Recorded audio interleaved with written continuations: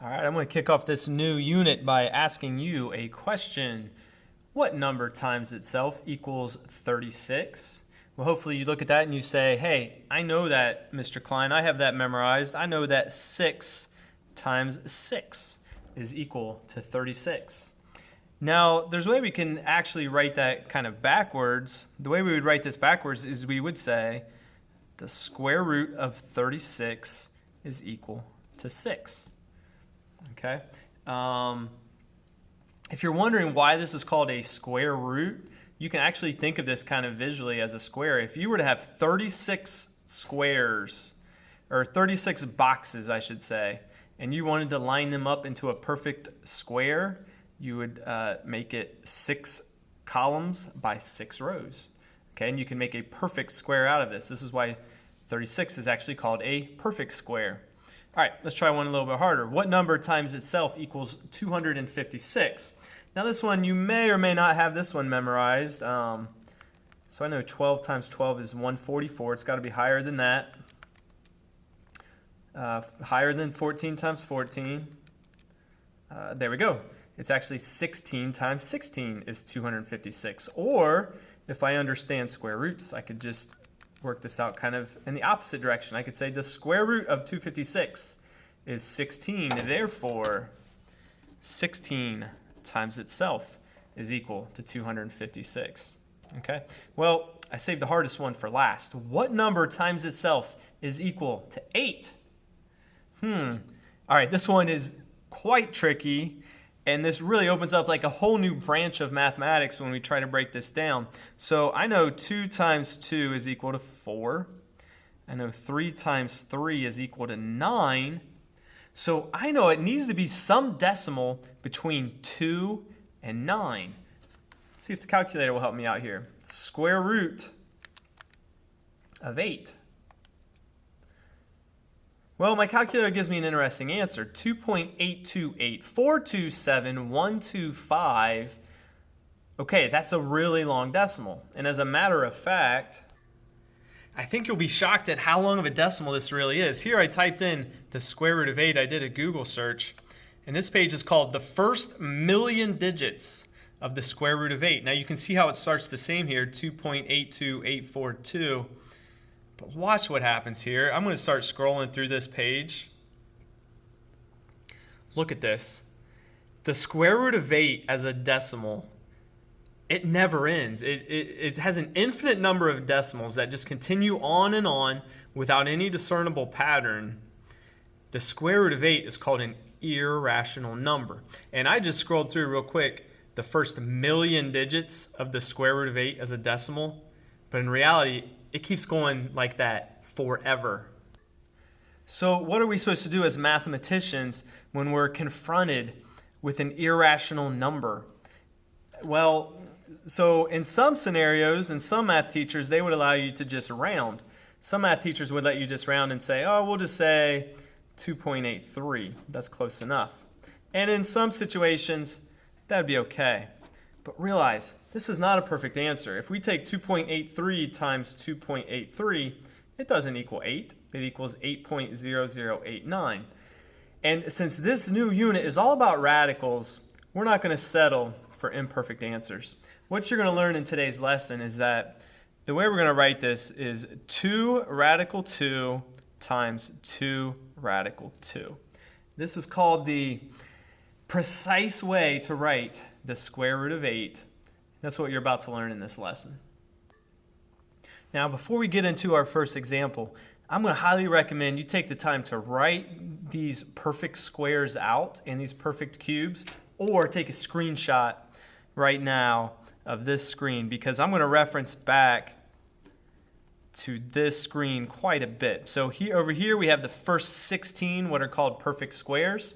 And then over here we have the first 10, what are called perfect cubes.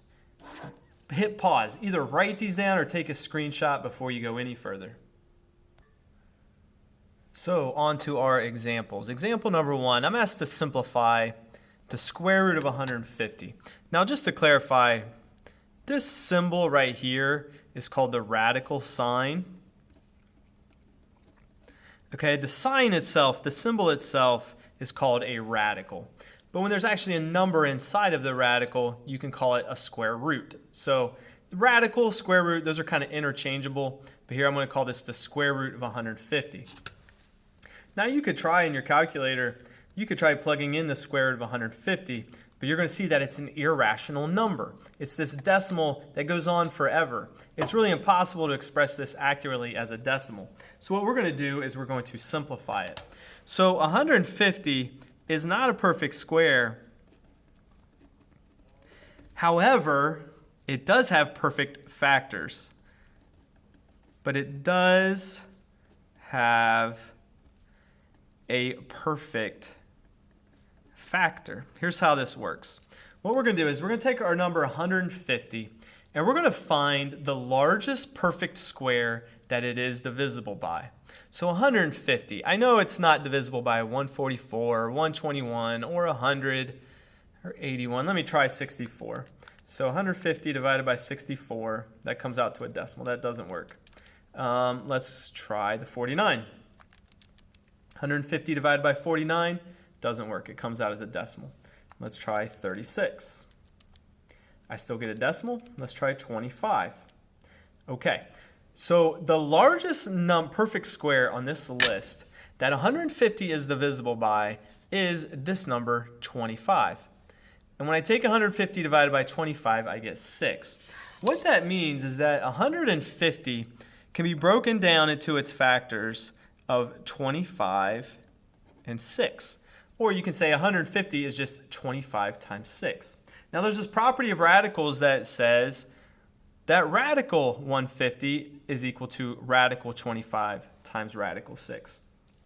And since radical 25 is a perfect square, I'm going to go ahead and simplify it. It simplifies to just a normal 5.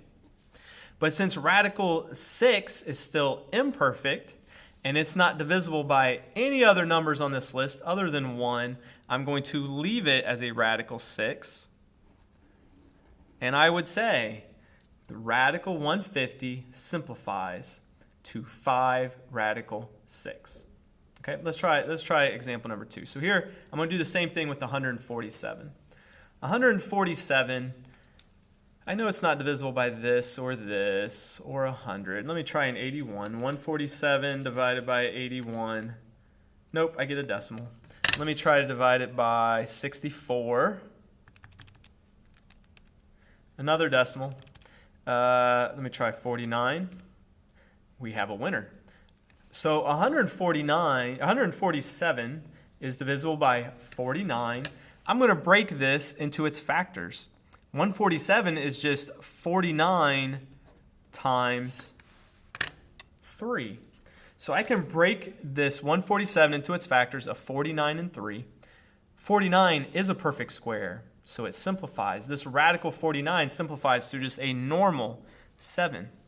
Radical 3 is imperfect. It does not simplify anymore. My final answer, 7 radical 3. Now I can do the same idea with cube roots. Okay, cube root of 1080. 1080 is not a perfect cube. Okay, it's not on my list here. Here are the first 10 perfect cubes. But 1080 is divisible by at least one of the numbers on this list. And I need to find the highest number that it's divisible by. So 1080. Okay, let me try, I know it's not divisible by that or 512. Let me try the 343. Okay, it's not that one. I'm going to start working my way up the list. Let's try the 216, and there I found it. 1080 is divisible by this perfect cube, 216. As a matter of fact, 1080 is just 216 times 5. So since the cube root of 216 is perfect, I'm going to simplify it to a regular 6. But since the cube root of 5 is imperfect, it's not on this list and it's not divisible by any numbers on this list other than 1, I'm going to leave it in the radical sign as a cube root of 5. The cube root of 1080 can be simplified to 6 times the cube root of 5. Let's do this one more time with the 250. The cube root of 250 is not on this list, but I actually know this one off the top of my head. It is divisible by 125. 250 divided by 125 is 2. So I can break this 250 into its factors of 125 and 2. And the cube root of 125 is perfect. It simplifies to simply a 5. But the cube root of 2 is imperfect. It's going to stay inside of its radical sign. The answer is 5 times the cube root of 2.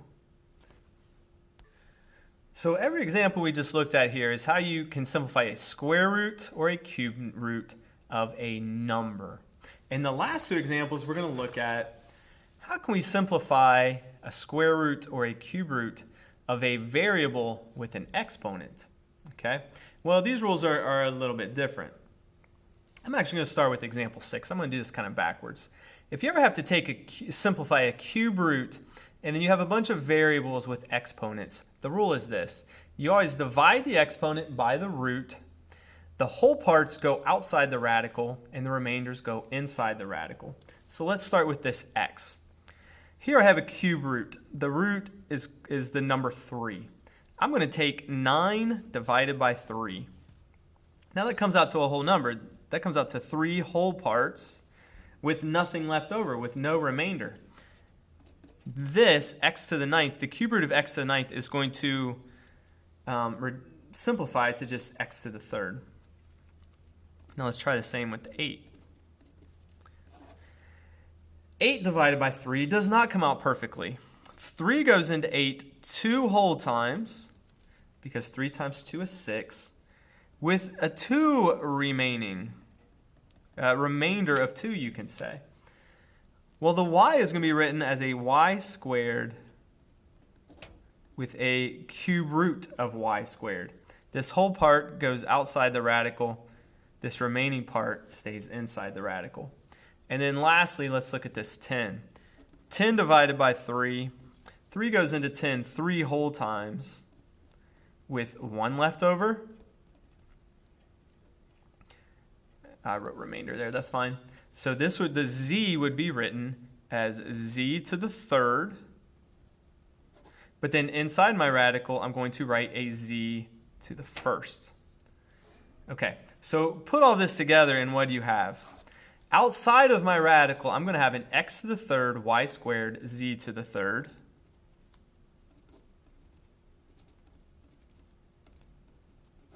And inside my radical, I'm going to have a nothing, y squared, z to the 1st.